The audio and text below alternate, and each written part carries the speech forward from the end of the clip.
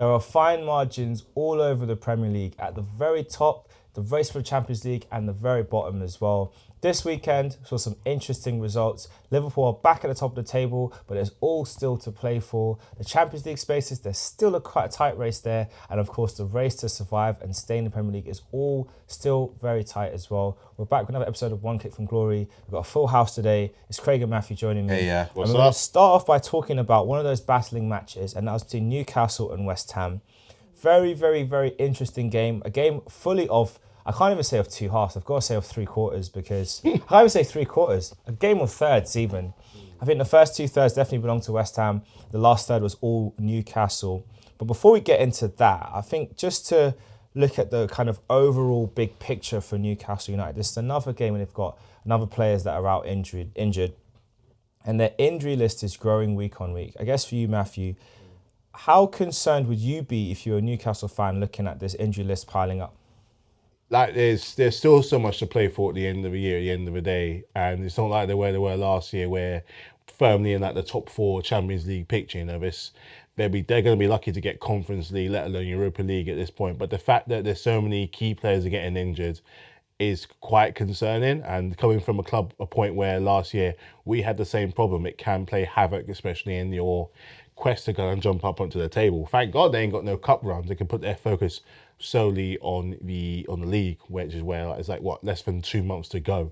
So they're going to put all their energy onto that. But they have got players that are known for having a knock and a wiggle. So they're going to have to bear that in mind when they're recruiting. Is like, we're taking on like flight risks, because when they're good, they're good. But when they're off their game, sometimes they're off for like months and months and months. And we've learned from the past that, you get all these great players, particularly for our clubs, we have these great players, but they just don't feature because their injuries are just too much. Jack Wilshere for you guys, Reece James for us, as good as they are, you can't really say much when they're not playing and they're getting injured.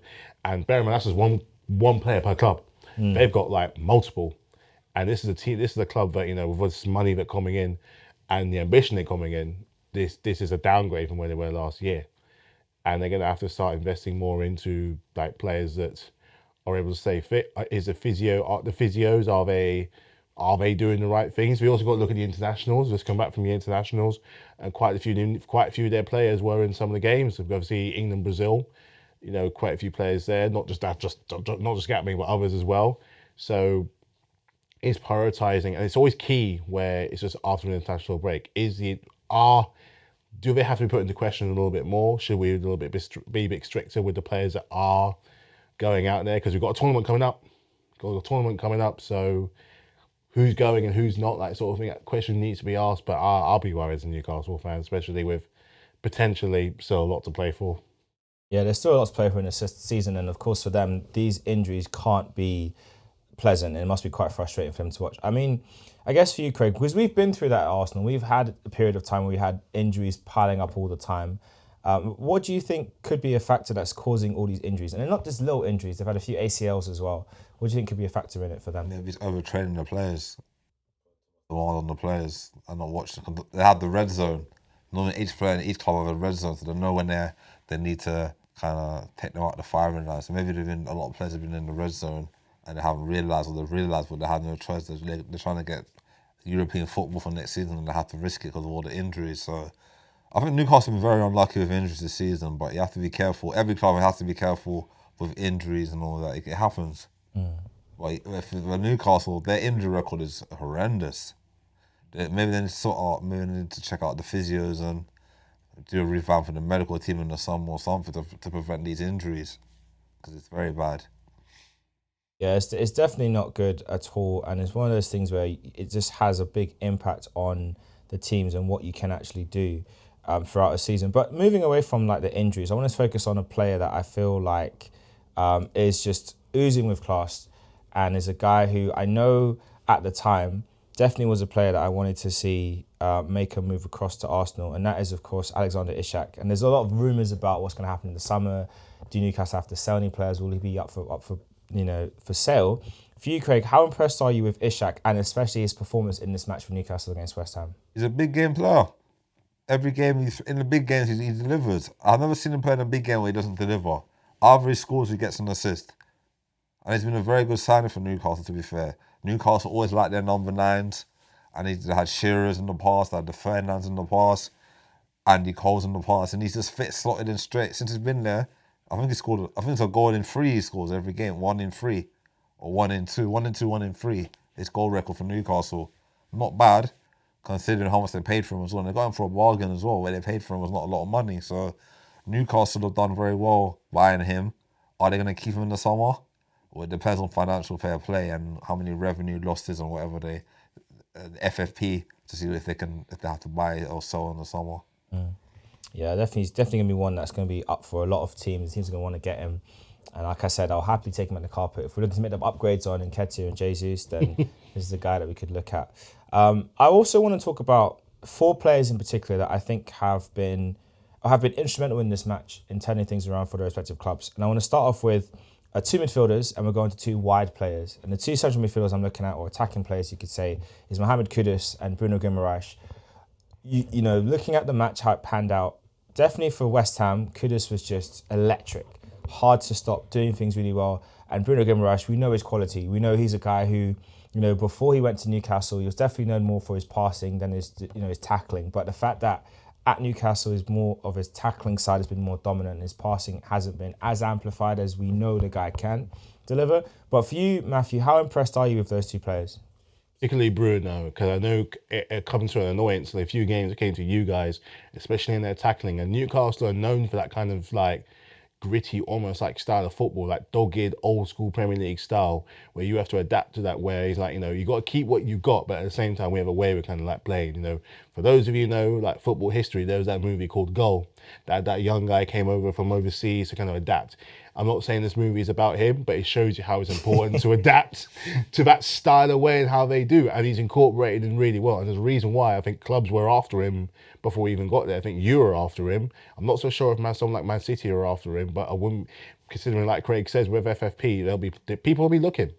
People will be looking. He's one of those ones that's just adapted really, really well to the league in a kind of short space of time, and you can see him being like in the Premier League for the rest of his career. He's that good.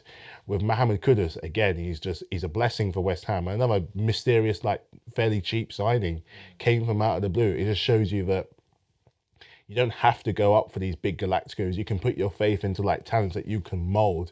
So the likes of Ishak, Kudus, and Guimaraes are all talents that were there. They just needed to be moulded into a particular style to suit their club. And regardless of where they might be in the table, whether they're still fighting for Europe, for crying out loud, especially with one team still being in Europe, you must say that at this time place they're in the perfect spot. Kudus was slotted in so well that West Ham is one of their better players. I talk to a West Ham fan regularly at my work, and they're always singing his praises by how good he is. And how he's been, you know, it could be a march to a second European trophy in 2 years for West Ham. You never know. But, you know, it's always that kind of case of where if they're doing well at those kind of clubs, it wouldn't surprise me if those 3 players within the next 18 months will be at a different club. If not this window, maybe the next. Other players will be looking around thinking, if FFP does become a thing, we're going to have to look more in-house to these sort of things. Because not one of them, and this is the weird thing, the way the Premier League works, they don't have that English tax. They play in an English league, but they might not accumulate the English tax. They're not English players. And as good as there is still potential there. And especially for the clubs going for like titles or just want to storm up the table a little bit more, they'll recognise that. Yeah, I'm actually quite surprised that Man United didn't actually go for Kudus. I mean, I know with Arsenal as well, I was a bit surprised. We didn't really make a big enough effort to go for him, but I'm really surprised Man United they didn't, because, you know, he worked under Ten Hag. You've seen his quality for Ghana. We've seen his quality for Ajax at the time, and we're seeing his quality for West Ham now. And so, I mean, in a way, I'm glad West Ham got him. So I think West Ham, as a club, need those talisman players. And over the years, they have been blessed with talisman players that have come in and they've bought. You can think of like Paulo Di Canio. You can think of Dimitri Payet. Even right now, you can pick who do you want to name. You know, the next pair I want us to discuss is obviously Jared Bowen, and the other guy's counterpart, Anthony Golden. Jared Bowen is definitely one of the talented players right now. Obviously, they had Declan Rice for a little while. He's come to the Arsenal. You know, we can think about even Lucas Paquetá, who was massive links with him to Man City in the summer, but for the fact that there was that little investigation into some kind of betting stuff, which kind of put that deal away. So he might end up still being a source of discussion for them in the summer. But for you, Craig, looking at Jared Bowen and Anthony Gordon, 2 players that are now in and around the England setup, they both got called up for the last 7 internationals. 2 players that you think arguably should both go to the Euros, but if it comes down to it, it might be an either or. But how high do you rate their quality? And if there was a discussion around who goes with England, which of the 2 are you going to pick? Both of them. Yeah. Both have to go. Gordon on the left, but Jared Burns a backup to Saka. I think Rashford might miss out on the squad, But how highly do you rate them as players and just I what they did the other day? rate Burns very highly. Since he's come to West Ham, since working on the David Moyes, his game has upped to the level each season. Scored a winner in the Europa League final. No, conference final last season. West Ham win the trophy for how many years that won a trophy. Broke that hoodoo. Just keep on getting better and better. Played up front this season when Antonio's injured. Scoring goals for fun. Scoring goals for fun in Europe. Doing well in England duty. He deserves his chance. Gordon has been the most improved player I've seen this season, I have to say. If they're giving that award for most improved player, I'll give it to Anthony Gordon. When he first came, I said to you last week, when he first came to from Everton last season, I was looking at this guy thinking, why you buy this guy? He doesn't look hungry. I don't know what happened over the summer. He just transformed into a better player. The manager worked with him. I think Newcastle selling Maximin kind of sealed the deal for him as well. Thinking, you know what, I don't have to fight for my place for him. I can get our slot straight in. I think that's what happened. He came in, took over from Maximin, done much more better than Saint Maximin did at Newcastle. But to be fair, the other thing as well with Anthony Gordon starting more is also because Clive Barnes has been injured. If Clive Barnes has been fit throughout the season, it might have been a different conversation. That being said, you're right. He's come in this summer and the space has been available and he's taken it. And even now, if Barnes has come back fit, there's a question to be asked: like, does Barnes come back in or does Gordon stay? Well, Gordon is banned for the next game, so Harvey Barnes most likely going to start the next game anyway. So, but Barnes is a good player. He was doing well at Leicester last season. He was a couple of seasons, and he scored an absolute screamer on Saturday. So he's another one that can maybe kick down the door for England if he continues scoring. Because England needs scoring midfielders, so good point. We need goal scoring midfielders. If Harry Kane's not getting goals, he needs to get goals from other areas of the pitch. Yeah, Harvey Barnes can score goals. Yeah, and we know that Southgate's going to be playing some version of Haram ball, so we're going to need goal scorers to chip in. But yeah, I guess overall with that match, Newcastle were 3-1 down at one point. I thought actually at half time even, or just after half time was 3-1. Yeah. And I really felt like that was game over. But yet they fought back and managed to not just equalise, but actually get the 3 points. For you, Matthew, do you think that result will put them in a good position now in that race for Europe? I don't know who they got next, like the next few games, but that has to go so well for your confidence, especially with a group of players there that know what it means and have to fight. Both those teams are built on. There's a reason why they're both called United, for crying out loud. They both know how to fight for these kind of wins. Like both of them. Both of them. Yeah. I don't know about Manchester United, but yeah, these United know how to fight. About what? Anyway. I don't know about Manchester United. But you know what? They're going off with successful spells from last year. West Ham got their trophy. Newcastle got back in the Champions League. So they're still kind of like, remember what it means to gain something like that. I mean, they're both very much in contention of being in the spot wherever way you think. One of them will, Newcastle possibly looking to get back in there. West Ham could even win another trophy again, like I said before. So, and they've got the players, like the players we mentioned, like your Paquetas, Bowens, Kudus, Gordons, all those ones there, where even some of the other players haven't mentioned, where they're not necessarily has-beens, but they've still got something to prove, that they've got something to show for the Premier League, being like, this might be the level that I'm at, and I might not be getting a call up for my country, but that just means I can put it all and leave it all hanging for my club and just give my absolute 100%. Like, even if the ability isn't there, the willpower is. So, especially for Newcastle, this is going to be a massive result because they've had a string of not such ideal results. They lost to us like just before the break. So this is going to be big for them. Well, their next few games in Newcastle, they've got Everton at home next. Then it's Fulham away, Tottenham at home, Palace away, and Sheffield United at home as their next 5. They shouldn't lose one. Bar Spurs. No, they shouldn't lose one. They shouldn't lose, really. They should batter Spurs. So then that song can ring true. Tottenham get battered everywhere they go. Not this weekend, unfortunately, but hey, Luton Town, we'll talk to you guys on Tuesday. Yeah, that's enough on Newcastle, West Ham. Let's look at Liverpool, Brighton. Obviously, we know that the title race is very, very tightly contested. Lots going on. Liverpool had to work hard to get this result back. That guy, Welbs, started off the show trying to help his former club, get things right. And also, you got to also remember, he was a Man United boy coming through the system. So that's true. Scoring at Anfield against Liverpool to deny them the title would have been sweet on so many levels. Former Arsenal player, Man United boy growing up, played for them as a player. It would have meant a lot for him. But Craig, how impressed are you with Brighton's start to that match? And how well do you think they will take that performance going forward? They played excellent. They played great football. The only thing they couldn't do was score a second goal. If they got a second goal yesterday at Anfield, they'd have won the game. I thought they never killed. That's the thing with Brighton this season. The Brighton of last season, they were killers. They will go in the game, they'll go and score one goal, score another goal, and drown you for the rest of the game. They'll pound you a goal with shots and opportunity. This game, they sat after that one goal, isn't it? And just couldn't find a goal. And then second half, Liverpool hit them with the sucker punch. And then I think Brighton could have scored towards the end to equalise. I think Lallana had a great chance to equalise. Dragged it wide. Why did he drag it wide? I was watching the game thinking, put it in the back of the net. So Arsenal will be top of the league. And then he missed it. And then Welbeck missed a good chance towards the end as well. But maybe he should have played it across and had him in the tapping. It was a shoot from a weird angle. It didn't go in. So Brighton.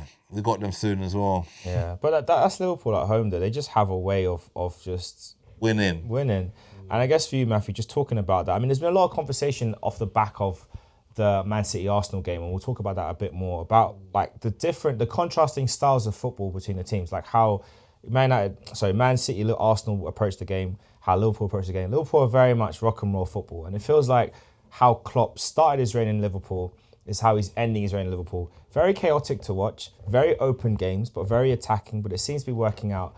How do you evaluate and assess what Liverpool are doing, and how highly do you rate it? Or do you feel like it might come back to bite them at some point in this season? Well, it nearly did yesterday.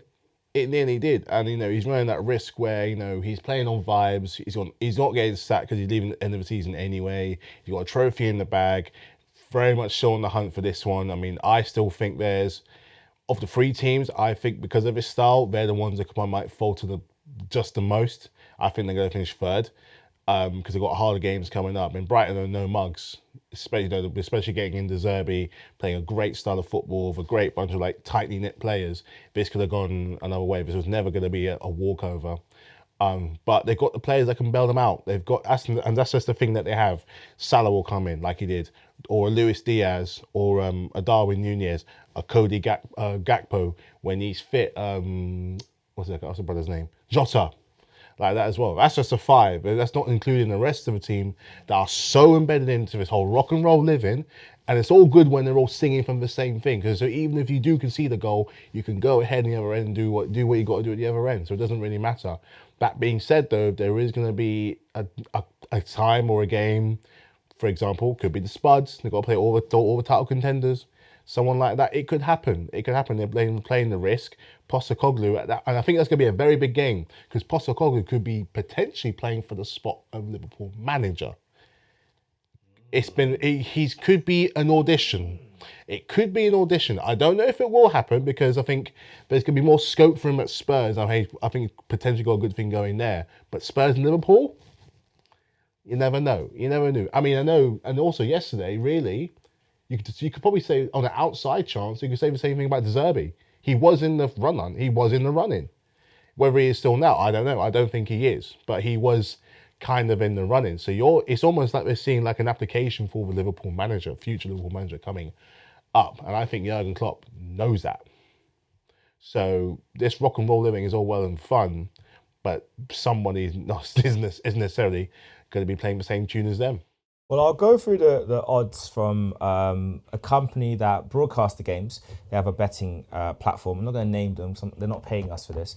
But currently, Ruben Amorim is the top choice at 4-6, most likely to be the next manager. Then behind him is Robert De Zerbi at 5-1.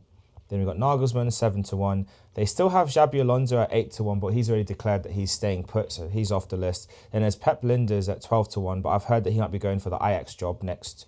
And then there's Ange Postecoglou and Fernando Torres, both on 18-1. And then the last two managers I'll mention: Thomas Tuchel 20-1, Gary O'Neill 25-1, and Graham Potter 25-1. Now the last two, I think this can disregard them. Tuchel's an interesting curveball. Torres is doing a great job with the youth team, Atletico Madrid. He actually beat Real Madrid, the youth team, recently, and I mean they battered them. So he's doing a great job. So he could be an interesting shout. I mean, he definitely would match Klopp for passion instead of on the sideline. And then, I mean, look at him. Who's gonna really try and intimidate Torres now? The guy is wedge. He's approaching the rocks level of wedgeness. But the way how he left Liverpool to go to Chelsea, would Liverpool fans accept him though? Maybe not, but that's a question for another day. We'll find out from our resident Liverpool fan, Mark, whether he would accept Torres as future Liverpool manager, and we'll share his comments in the next episode. But that will be an interesting one to see how it all plays out. But I guess on Liverpool, obviously we know it's Jurgen Klopp's farewell tour. We know they've got one trophy down. Thankfully, no quadruple in the cards, but a treble is still possible. And the man that is going to be instrumental in making this all happen is Mo Salah, and he was back in the team yesterday, and wow. The guy was as frustrating and incredible as I remember. For you, Craig, how highly do you rate Mo Salah, and how important do you think he will be in ensuring this Klopp fairy tale has the fairy tale ending? Well, he's been a top-class player for them. Obviously, they lost the front three, or the front two, or the front three. Sané's gone. Mane's gone, sorry. Firmino's gone. So he's the man that has to step up. I know he's been injured a lot this season, more than other seasons, but his goal record isn't very good. Even though he's been injured a lot, his goal record is like 1-2, 1-3. So he's not doing too bad this season. He's been scoring goals, crucial goals at crucial moments when Liverpool need it. So they have to keep him fit. If he gets injured again, I can't see Liverpool winning the league, honestly. They need to keep him fit. If him, Nunes and McAllister get injured now at the end of the season, they can kiss goodbye to the Premier League trophy. Those are the guys who've been impactful this season, so they have to try and keep them as fit as possible.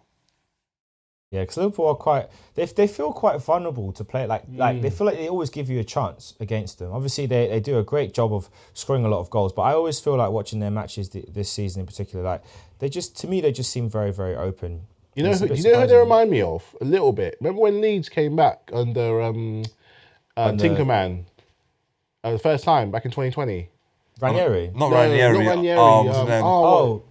Belize. Bielsa. It's kind of like he's going on that kind of tip, because when they came in, they were like that. They would happily go up and score, but they leave the back door, they leave the front door open. That's what they do. They put all the energy going forward, which is great. But but the quality of Liverpool against the quality of the Leeds team at the time are two very, very, very different things.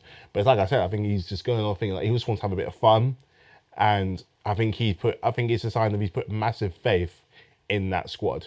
Yeah. You can't say, if he's done that, he's got faith in his squad like you'd never know. And I think they, as vulnerable as they are, they know that. They can go up the other end and do something different. They really can. I mean, the thing is, we say they're vulnerable, but they when you really compare it to Manchester United, for example, they're nowhere near as vulnerable as Manchester United. In their game against Brentford, so Man United allowed 31 shots from Brentford.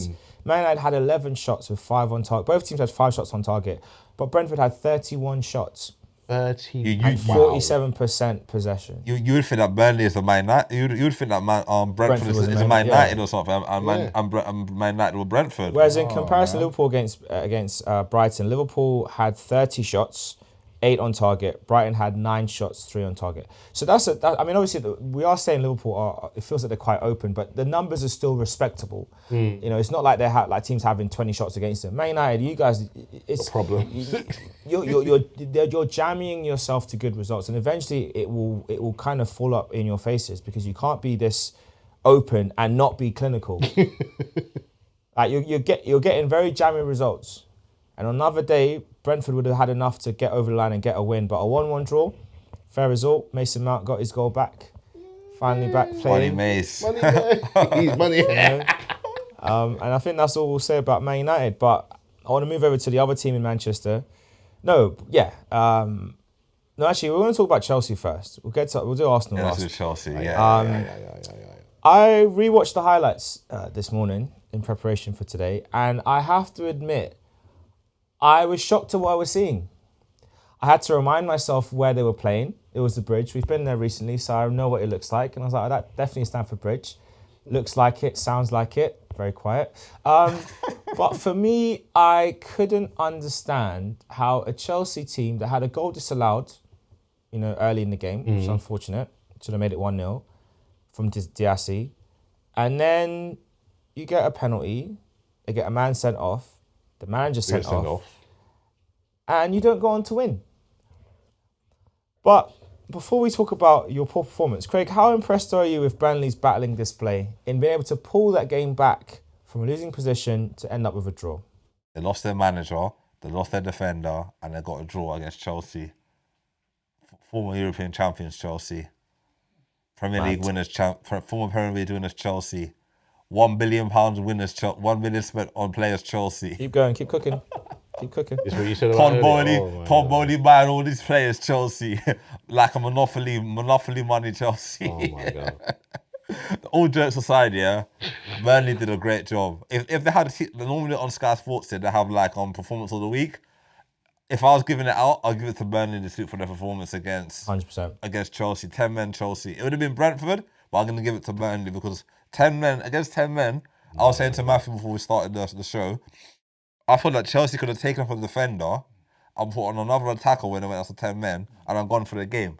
Could have done that. Could have played threat at the back. Could have played threat at the back. I'll take off a midfielder, bring on Thiago Silva, play threat at the back, bring on another attacker, bring on a Sterling or whoever you had on the bench. Go for it. Pepper them. And I think your best player this season is Cole Palmer. Without Cole Palmer, you guys would be bottom of the league. Shadow of a doubt, man. That's facts. But we said the same thing last season. If it wasn't for Potter's points, you would have been relegated. No, Tuchel's points. Sorry, if it wasn't for Tuchel's points, that's a good correction. Tuchel's if it wasn't points. for Tuchel's points, you'd be relegated. And now if it wasn't for Palmer's goals, you'd be relegated. Can Chelsea not have 11 players do their jobs? And a manager too? If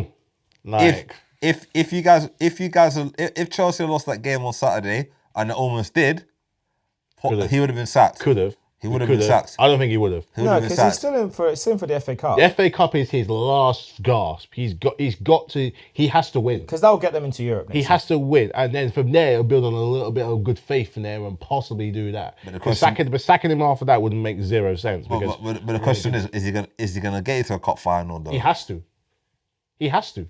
Who you not playing the cup? Who you playing? Man City, innit? Man City. Who I stand by who I say I think we can take. They can take them. They have done, and they've shown in the league. You've taken them twice. You've taken them twice. Against that final, Coventry and Man United, just put all your energy. No more Premier League. Just go all out in that game. Just go hard in that game. Do what you got to do. But this, it's like he put on this Gareth Southgate waistcoat in that game, where he just got defensive. And this is his main criticism. He cowers. Sometimes he's such a coward in a time when you need to get a goal. He's so scared of conceding that he's almost like he backs off. Like you lose a player and a manager, your natural instinct is to go for it. They're open, they're vulnerable. There's a reason why they are in the table. And it had to be us. Two key things. It had to be us at home. It had to be us at home where we're the ones that gave him the point. Because both the goals, even the first goal, great goal by the way, that's caused by not closing him down. Facts. Second goal, he just doesn't get a strong enough hand. And they both happened so quick after his goals. And there was so much. I mean, I put all my frustrations on Sterling because that's because he knows better. But Jackson as well. His faith is running very, very thin, missing all these gilt-edged chances, which I'm convinced will have us higher up the table. Convinced of it. At what point does the like you said, like you see your patience running thing with Jackson, at what point do you say is enough, he's not good enough for us? Because I think there's a player there. Because I know he's missing these chances and I know it's frustrating and it reminds me a lot of Adebayo's first year at Arsenal. That kid was like a donkey and Bambi on ice combined. I was just like, okay, Arsene, maybe the vision's starting to fade a little bit because I don't see it. But you know what did impress me with Adebayo? He kept making the runs. I mean, he was always offside, but he kept making the runs. But then when it clicked, and he started banging in goals when Omri left, you're like, oh, now I see the vision. It took him 2 seasons to get there. The first year was last season at Highbury. First year at Emirates was Omri's last season. Adebayor was still there. Season 2 was 07-08. That's when Adebayor came alive. So maybe with Jackson, you got to give him them 2 years. He will. I mean, he's got grace on that side. Like, I think he will have time. I do think he will be a good asset. He just needs to get a little bit more. Just don't get your head down when it goes wrong. Just keep on going. That's kind of thing that is go on and carry on. But it all comes down back to the man in the sticks. He cowered. He absolutely. I mean, he must have watched England, Brazil. I thought that's good. And then watched England, Belgium. That's even better. And then took that exact kind of mindset. It's no point going defensive against a team that's probably gonna get relegated anyway, and just not go for it. How can you not go for it? Irregardless, they still might score the goals even if we did go out attack. But you're more likely to score when you go for it. And when you do try and go for it sometimes, it's so frustrating when they could do the most simplest thing and they overcomplicate it and they just completely miss the goal entirely. And then they go out the other position and go up and score. It's so annoying. I got a stat here that I saw a stat the other day saying that to compare Drogba and Jackson's stats. In Drogba's first season at Chelsea, he got 16 goals in a certain amount of games. And this season, I think Jackson's got 15 goals in near enough the same amount of games as Drogba. So they're very similar comparison, they're very similar how many goals they got in their first season. The numbers make it look good, but at the same time, in that Chelsea squad, if Drogba doesn't score, Lampard does. Or Robin does. Or Kesman does. But Drogba was the main man though. He not for the first, not for a while. It took for the third time, like with Adebayor, it took for a third time running for him to truly click. It got better and better, and that's which is true. Yeah, which is true. Yeah, but at the same time, around him, he still had people around him that can make the difference. But do you feel that like with Jackson? Yeah, do you think you should keep faith with him? Because there's no point if you get rid of him in the summer, you're gonna have to spend more money on another striker coming in the summer. You're gonna have to adapt to the league. So you have to really weigh up. You have to either stick with him or buy an upgrade in the summer and stick with him, or stick with Jackson or buy an upgrade in the summer. Just because he frustrates me doesn't mean I don't think he deserves a chance. Let's be real. It's not even a full season he's had, and there are moments he had 4 goals against Spurs for crying out loud. So he knows how to find the back of the net. And I think with these kind of players that are young, that are a bit like raw, Jekyll and Hyde, bow-legged, they need time to adapt. Because if you put it this way, if you don't do that with a certain player that has something, you don't get players like Henry. That's true. You don't get players like Henry. Remember how we first started? Yeah, donkey, rusty. But at the same time, Henry at youth team level in France was a phenom. At Monaco, he was a bona fide star player. It's like Mbappe when he started at Monaco. You just knew he was a star. It's with Omri, it's going to Italy, changed his mindset on what he was as a player. He thought he was a winger. But this guy was always number 9 and a goal scorer. But just on that point about Drogba, in Drogba's first season, out of 40 games, he scored 16 goals across all competitions. That's right. Yeah. Jackson, so far, 33 games played, 12 goals and 4 assists. So he could do it. He could get more goals than Drogba by the time the season ends. He can. He can. In the same way you look at a player thinking like you should be doing this rather than doing that. But as long as it's only worthwhile as long as the manager knows that.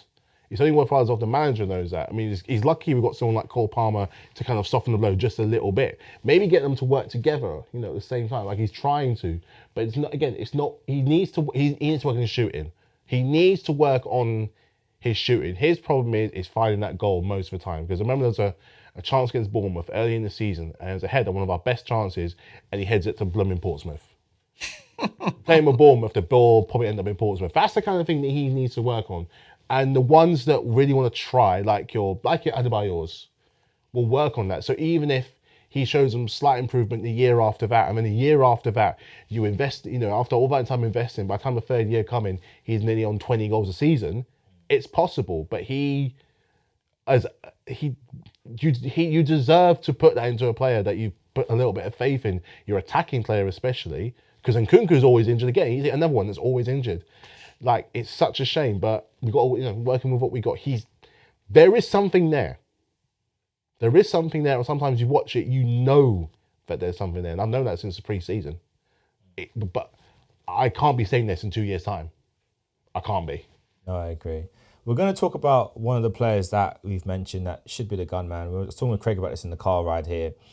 Raheem Sterling. There And we know he was a source of frustration for you, Matthew, on the match at the weekend. Obviously, I wasn't watching any of the games. Well, I wasn't watching the Chelsea game at all, and I just remember your message pop up. You're just like selling this. Yeah. I was like, what's he done now? But Craig, the point you made in the car. Let's bring it to the podcast. So, you were wondering why Sterling made that move to Chelsea in the first place, and it's a question I want to ask you again, Craig, and one for you, Matthew. It's like, do you think it would have been better off if he'd gone to a different team? Different country. I thought he should have gone. I was saying to Clive in the car, I thought he should have gone abroad. He could have gone to like an AC Milan or gone to like a Spain or somewhere where he's just out of England, fresh start, and just focus on football. I think he could have cooked in AC Milan's team. The way how they play, him on one wing, Rafael Leao on one wing. Look what Loftus-Cheek is doing in AC Milan. Look at what the defender Tomori is doing. Yeah. Pulisic is doing well in AC Milan. Giroud has done well at AC Milan. So So I thought that these are all ex-Chelsea players. I thought that if he'd gone to Italy or even Spain, he would be cooking in the league. Chelsea alumni, isn't it? Yeah. I thought he would have done better if he went abroad. Then, because he won everything in England anyway. He won the Premier League, he won the League Cup, he won the FA Cup. The only trophy he didn't win was the Champions League. So he could have moved abroad and then had a better chance of winning the Champions League. He could have gone like either Italy or Spain or even Germany. He could have gone to maybe a Bayern or maybe a Dortmund or maybe one of them clubs that needed somewhere he could have done something. Yeah, he could have done, man. Could have done. Same, man.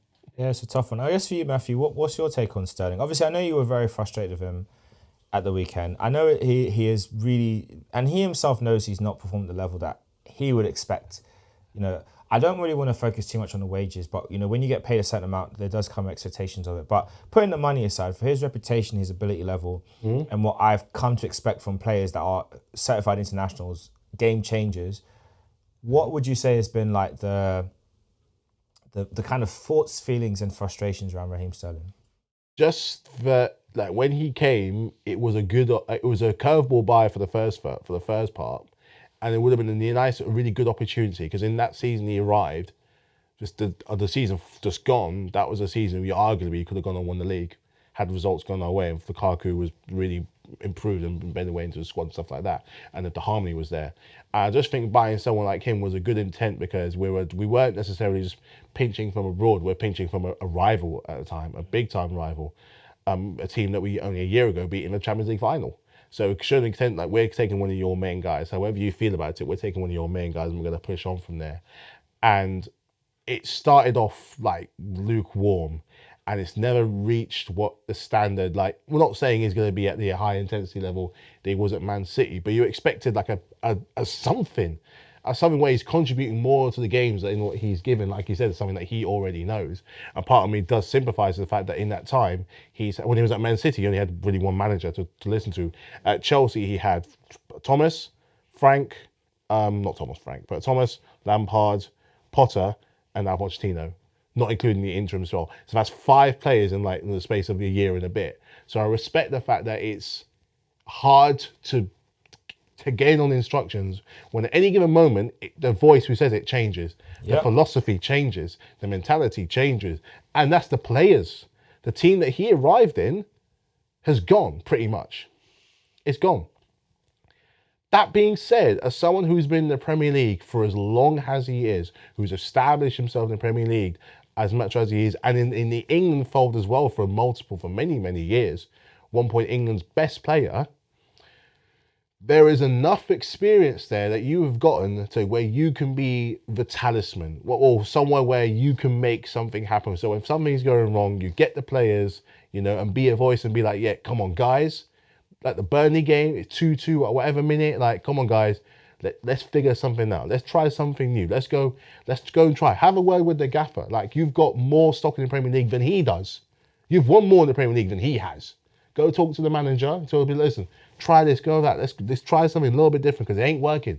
I've been in this league. I've played this team enough times to know that what these kind of things do. And I think we should go ahead and attack. If anyone's going to have that kind of voice where the manager's going to listen, it's going to be someone like him. He could go across the league like if, I don't know, if someone said like, if a Virgil said that, like a Virgil van Dijk would say something like that. For you, it could be someone like a Declan Rice or an Odegaard who knows the league well enough now as a captain, as a leader. And I think that's the side I want to try and see, where he's taken on that responsibility from Man City and to kind of incorporate it a little bit more onto these like young players. And it just hasn't happened. Hasn't at all. For you, Craig, what do you think's been the main reasons for Sterling's sort of inconsistent performances?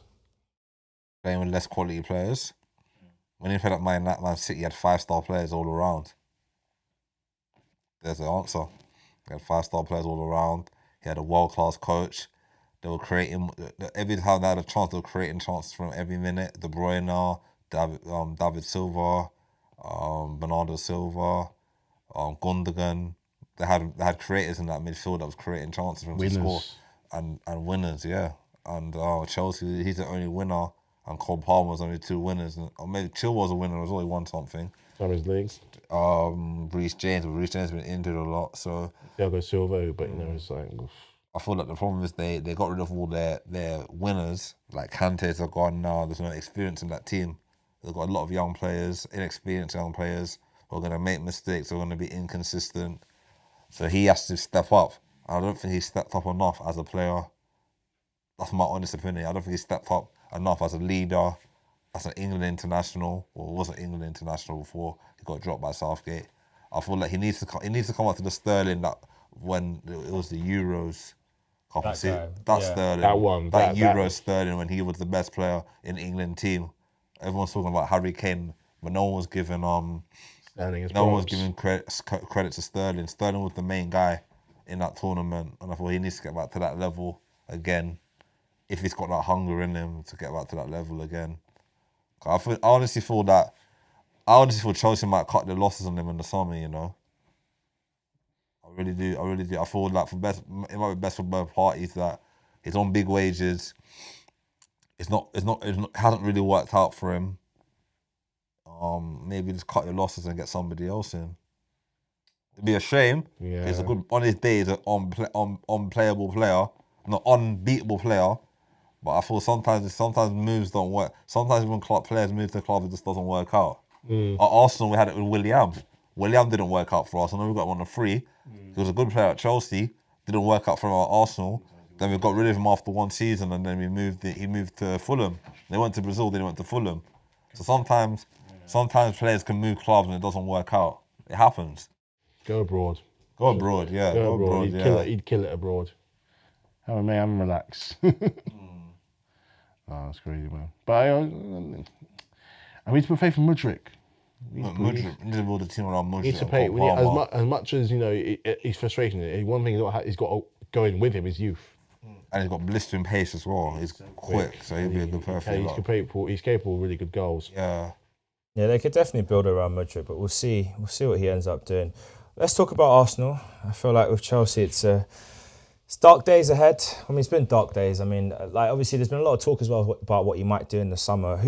Just as a final thing, I guess, what business do you expect Chelsea to do this summer? There's going to be some like the players who just haven't featured. We can't learn them out. Obviously, they're going to be ones that are going to go. Just put them on the market and see, just have them out. But we need a strike. I think we want a striker, and we need a more assertive goalkeeper. Improvements in defence. Like with midfield, we've got so many midfielders. Do you think you'll even get a striker at this point? If we're going to get back up the league, we need to have confidence in someone. Because if Nkunku's not doing it, if he's consistently injured, we need someone who's going to be plugging at least 15 goals. Lukaku. He. I don't know if he wants to come back, but he never say never with Romelu. He's a goal scorer. He is a goal scorer, and he was good. He was effective against England during the week. So he just burns bridges with teams. That's his issue. Yeah, man. Talks too much. He's going to have to build that bridge himself if that's the case. He just talks too much. Sometimes I think you just need to. I don't know how to put it. Just chill, man. Just relax. Why you man's always on a jolly up? Bro, just do your job. Be the postman. Deliver and do your job. Why is it every day you gotta be like, yo, man? Yeah, I don't know about Chelsea, man. Gosh, If he just kept his mouth shut at the right times, it would be fine. His career will be viewed a lot differently, but he talks too much. He does talk. Anyway, speaking of talking too much, all you rival fans, yeah, get off Arsenal's back. Some of you lot Man United fans talk too much online. You talk too much. And what does your club do? Your club gets run through by everyone. So fix your club before talking about mine. Craig, how happy? What's your thoughts on the result against Manchester City, the draw? I was happy and disappointed at the same time. Happy we got a point, but we could have got 3. Crucial moments. Jesus got missed 2 gifted chances to put this on target at least. And Martinelli towards the end. Trossard should have played Martinelli for a tap in. I thought if he played the ball across when he was through with that chance, I think Martinelli scores. I don't think he misses that. Onto his left foot, he buries it. That's all I have to say. And Matthew, what was your kind of view of the game itself? How did you find it and what do you think was going to happen? I think you could take a lot from this. Because I was saying earlier, the last how many times you've gone there, it has been a battering. It's been a cricket score. And this was like your best performance there in terms of result, and I think in a long, long time. I don't think you realise, the first season where you haven't lost to Liverpool or Man City. That's true. Which does you good for going towards the end for the big one. I'm not going to jinx it or anything like that, because we are now in April. Which means like this is the time where you need to be start digging in them results, because it won't be long until it's May when it really starts to count. So you can look back on this point and be like, this was vital, because it was. You also did one thing where we talked about earlier. You did one thing where you failed to do in other seasons, where you kept key people very, very quiet and very, very honest. So you had them on check. So you had players like, to the point where players like Ake had to step up. He heads towards the goalkeeper. You nullify people like, and then a key one I think is Bernardo Silva, who's had joy against you guys over the last few years. Didn't have a whisper. And I think now what's good, especially for teams like us, for teams like you, even teams like Luton now, are figuring out that there are vulnerabilities in this team.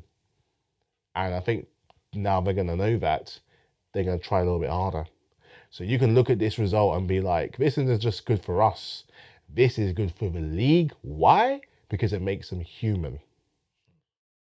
That's true, because a lot of people struggle to think of the concept of even giving Man City a game. They will just shy away from it. They won't even try it. But we went toe-to-toe with Pep, fraud, Urola, and I'm really happy with the performance. I mean, obviously, like at the end of the day, like I think with Arsenal, if we don't win the league, we will look back on those games before Christmas. West Ham Fulham games. Those will be the ones you look at and think, that's 6 points we threw away by being idiots. That's it. You know, however the season ends, that's the match you'll look at and think, yeah, we lost it because we're being a bunch of idiots.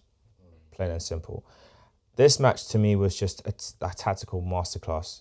And you're right, Craig, with the chance of Trossard. But at the end of the day, I think there was so much happening around the pitch. You know, you had the battle at the back, Gabriel, Saliba versus Haaland, and that was fun. This is the third time these guys have faced each other this season, and Haaland's had nothing. He had nothing at the end. Not on a shot on target. Nothing in the Super Cup, aka Community Shield, and then he had nothing at the Etihad. I mean, he had a couple of headers, but it didn't go anywhere. We were never really under threat. That's a testament to our Warriors. And I know that Saliba got the man of the match. I don't agree with that. Should have got it. I think Gabriel now, as a partnership, they work brilliantly. And I think maybe Sky Sports looking at it thinking, well, last season, Gabriel was there, Saliba wasn't there, and you lost. You got battered 4-1. In this match, Saliba was there, we won. But for me, it's like, when you look at the actual performances, Gabriel's the one that was battling and fighting with Haaland. He's the one that was going toe-to-toe every time, getting the challenges in. And Saliba could then mop up behind. When the cross whipped in, you have Saliba heading it away. You had Ben White dealing with brilliant. On set pieces, Ben White was the first man, always clearing the ball out, which was great. When it got to him, when the ball got past him, we had a couple of little scares when Raya had to save it low from the chance which got to Ake, I think. But on the whole, I think a draw is a fair result. I think both teams can argue they deserve to win it, because both teams created moments that could have led to something.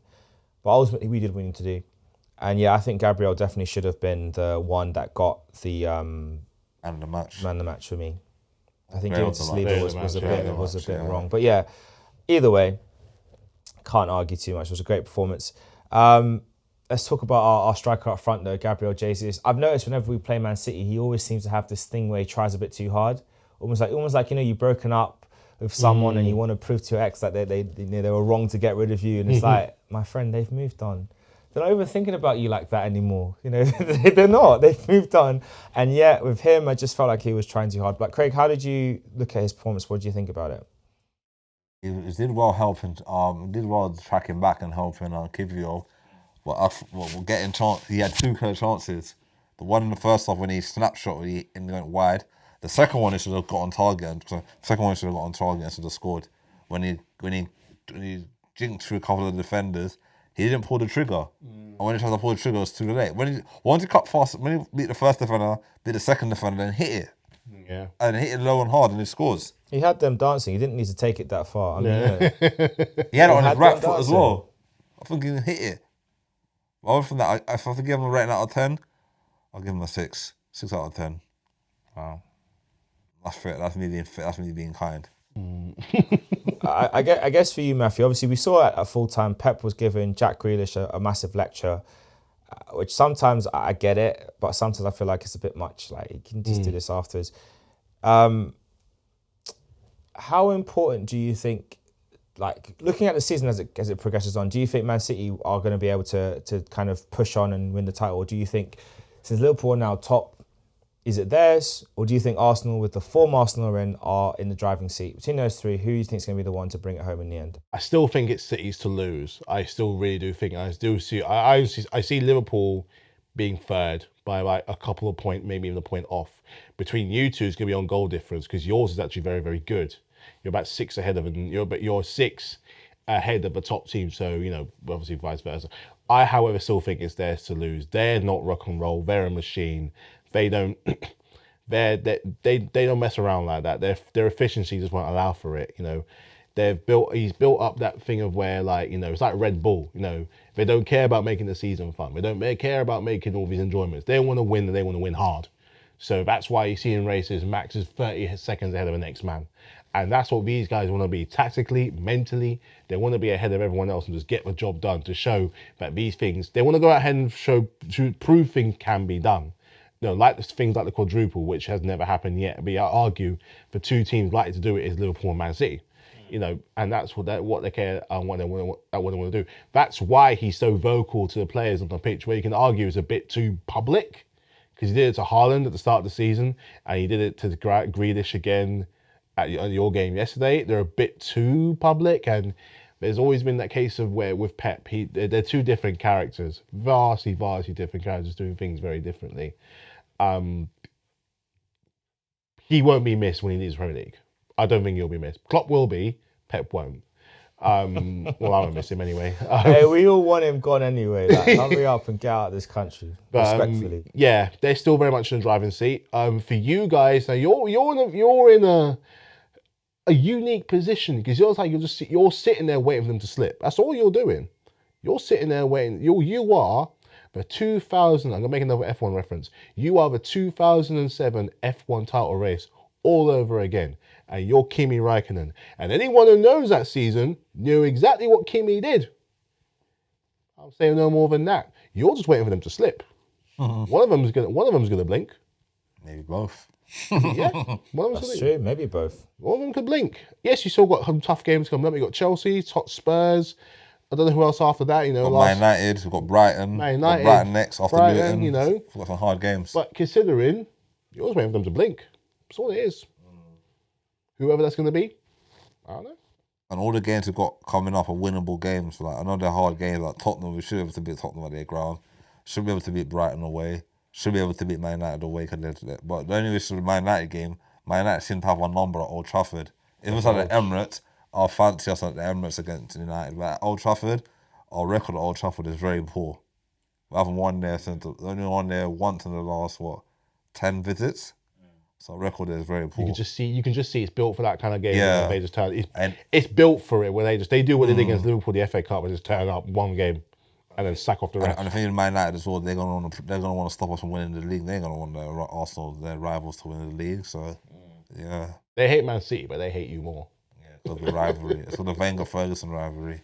Nah, You're just sitting there waiting. Hoping. We gotta do what we gotta do. We are primed and ready for to strike. So when the time comes, we'll make our move. Grab that title. That's what we gotta do. We gotta just be ready, be positioned, be ready, and do what we gotta do. I guess the final thing for today: the Arsenal women won the Conti Cup against Chelsea. You know, and as someone put it on X after the game, Sockgate 1-1. For those of you who don't know what I'm talking about, when Arsenal women played Chelsea in the league, we were there at Stamford Bridge. We brought the same colour socks, and so as a result, we had to buy socks from Chelsea. Yes, we had to buy socks from Chelsea, and ended up getting battered in the game. I'm not saying the socks contributed to it, but Chelsea were in blue socks yesterday and lost. That's all I have to say about that one, all right? It's real. Could they have put on blue socks when we played them at the bridge? Probably. Did they want to? Definitely not. But either way, justice is served in Sockgate. Matthew, any hot takes for the week? I have one. It's going to be more of a future one. Ooh. If Gabriel stays at Arsenal long enough, he could become a Premier League legend. Gabriel who? The defender? Defender. Okay. If he stays at you long enough. I don't think he'll move though. The only club I can see him going to is him and Saliba going to after Real Madrid. That's the only club I can see him going to. I can't see him going anywhere else. Barcelona, if they come in for him, maybe. Barcelona haven't got money, club. They're broke. They might be broke, but they always find a way. He's got the makings for it. He's got the makings. He's got the makings. Or AC Milan. Or the Saudis. Arsenal's a better club than AC Milan. Not history-wise, but right now, if you're going for players, we've got a better squad than AC Milan. I have another one, but I don't think it's very good. I'll go for it. England not to make out the group stage. Listen. If that happens... Hold on. Listen. All I'm saying is this here. Gareth should not even be in a job come the summer. True. If we're being honest, and if we actually want to win something with our best generation, I would even argue better than the golden generation is our current squad. If you go by collective quality, not individual skill. Individual skill, the golden generation is better than this current team. Individually, right? If you pick the players out and what they've done for their clubs. Collectively, this is our best collective group since '66. You could even argue since the 90s, because we had a great collective group in the 90s as well, but they just poor decision making, whatever. But it's our best collective group. There is no reason why England should not make the final of the Euros and they should not win the Euros. There's no reason why. I don't care about Mbappe in France. I don't care about the Dutch. I do not care about the Italians. Did they even make it, Italy, this time? Yeah, they did. Yeah. I don't care about them. In fact, let's get them in the final again. This time we'll pepper you. Listen, bring back Italy. Bring it back. Run it back. We're out for revenge if we get you. But there's no reason why we shouldn't make it out the group. And if we do not make it out the group, Gareth Southgate, just retire from management. Don't retire. Don't even get fired. Just say I retire. I'm sorry, nation. I've let you down. Retire. It'll be worse than Liz Truss as Prime Minister. Worse than Kwasi Kwarteng as Chancellor. Worse than any of them. If we can't even get out the group phases. And that, my friends, is the end of the podcast. And that's hotcake.com. I've just got this feeling. I've just by watching the two, I've just got this horrid vision in my mind that it's a possibility. It can happen, man. It could happen, but like I said, if it did happen, if it happens, Liz Truss did a much better job than you. And the fact that a rotting cabbage outlasted her, and if you do worse than her, what does that say about you? We've had the Wally and the Brolly, we had the turnip with Graham Taylor.